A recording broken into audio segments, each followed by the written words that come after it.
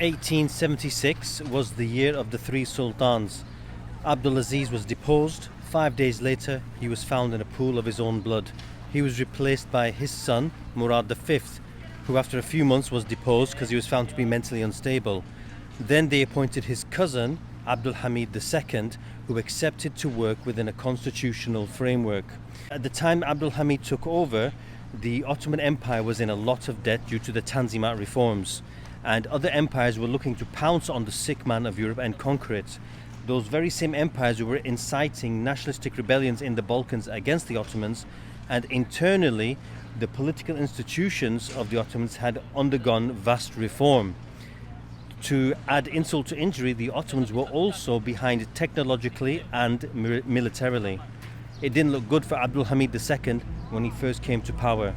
Would he heal the sick man, or would Europe send the sick man to his grave? In 1876, the young Ottoman movement, the viziers and other Ottoman elites thought that a constitution was necessary to produce good policy for the Ottoman Empire and allow it to compete with other empires on the world scene. An absolute monarch has absolute power. He can do absolutely whatever he wants, whereas a constitutional monarch has powers, but they're subject to the constitution. So generally, they have less powers than an absolute monarch. The Ottoman Caliph had always had checks and balances in terms of what he could do. He wasn't an absolute monarch all the time, because the other institutions of power, such as the Janissaries, the Grand Viziers and the Ulama, would provide the checks and balances. But ever since the Janissaries had been abolished, the checks and balances were no longer balanced. And hence the thinking amongst people within the empire that the Ottomans had to move to a consultation-based approach with a constitution and a parliament. A lot of this had been driven by the bad policy making of the last caliph, Abdul Aziz. The first Ottoman parliament of 1876 contained lots of ulama, religious scholars. They felt it was important that they were there to ensure that state policy remained as Islamic as possible. The first Ottoman constitution of 1876 enshrined that there should be a caliph, that he is sovereign, that he should be from the house of Osman, and that his job is to protect Islam, and he has the right to appoint ministers and dismiss ministers, as well as appoint governors and dismiss governors. So as you can see, this first constitution afforded a lot of powers to the Caliph Abdul Hamid II. However, in 1878 there was another war with Russia, and yet again the Ottomans lost. And Abdul Hamid II found the parliamentary process very restrictive on him. He thought it didn't allow him to act quick enough to win the war for the Ottomans. So he decided to dissolve the parliament and suspend the constitution, and now he thought that he was free to save his realm without any restrictions. The 2-year experiment with constitutionalism had come to a rapid end. When Abdul Hamid II looked at the map of the world in the late 1800s, he saw that all other Muslim states were under the control of colonial empires such as the French, the Russians or the British. And the Ottoman Empire was the last man standing and the only representation of Muslims and Islam in the global international arena. For that reason, he styled himself as the Caliph for all Muslims inside and outside of the empire, whereby he would be there to advise them and help them wherever he could. For that, he coined a new term, which was Ittihadul Islam, which means the unity of Islam, with the caliphate as its central pillar to connect Muslims in this great time of need. The empire which ruled the most Muslims during the late 1800s was the British Empire. And they were very wary of this new Ittihadul Islam because they felt it would undermine their rulership of hundreds of millions of Muslims all around the world. And for that reason, they labeled Ittihadul Islam with a term which was Pan-Islamism, i.e., Islam is the religion, but Abdul Hamid II is promoting a politically distorted version of the religion, which they call Pan-Islamism. The Muslim viewers will know the saying of the Prophet Muhammad, peace be upon him, where he compares the Muslim community of the world to a body, whereby if one part of the body feels pain, the other part of the body will feel the pain.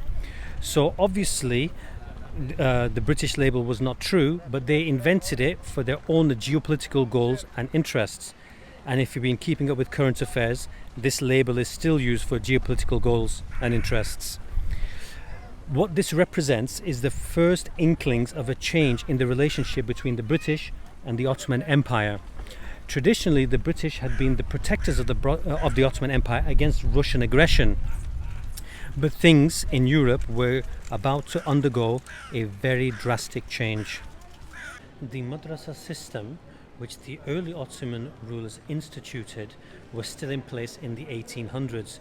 They were teaching the children and the young people of the empire subjects such as religion, but also other topics like maths and science.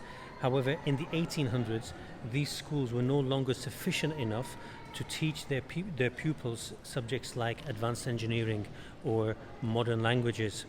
And for that reason, there needed to be an update. But Abdul Hamid could not touch these schools because they were not paid for by the state. They were paid for by what's known as waqf or qafs, which means charitable endowments. So for that reason, Abdul Hamid would open a whole set of new schools in his empire, and they would be for boys and for girls, and to teach them these new modern subjects so he could produce citizens that could compete with citizens from other empires.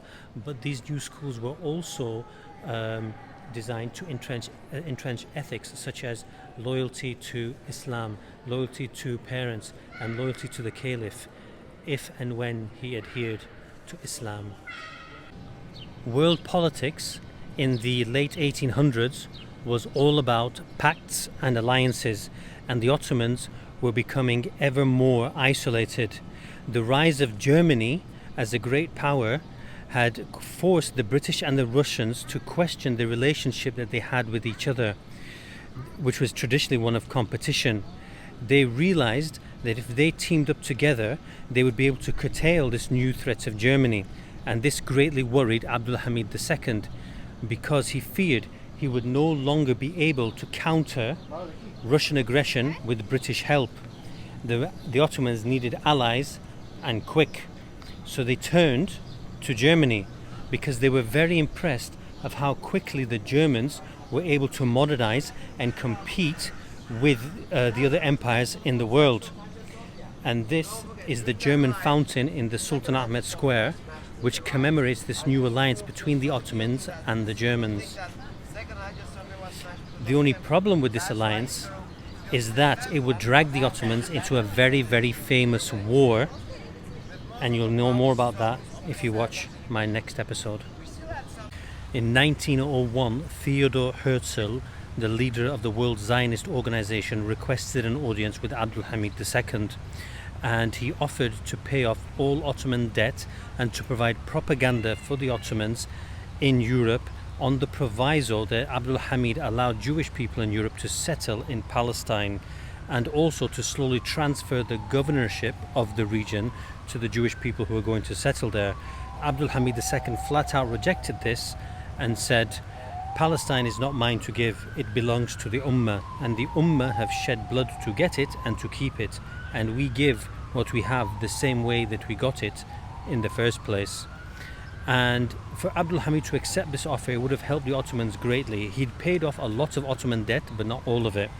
And also they were becoming isolated in the European sphere of politics. So this would have helped the Ottomans to exist. But Abdul Hamid was a very principled man, and this is one of the reasons why he's known as the pious Sultan.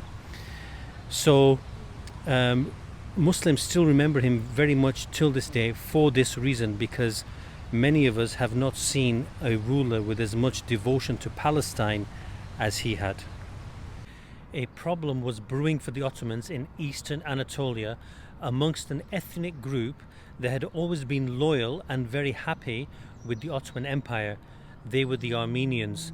They were Orthodox Christians, and ever since the Treaty of Kuchukaya-Naka at the end of the 1700s, they were to see the Tsar in Russia as their spiritual leader. and the Tsar was using this connection to incite the Armenians against Abdul Hamid and the Ottoman Empire, therefore causing them a lot of internal problems. When this happened, Abdul Hamid II would use local Kurds and arm them to put down these rebellions.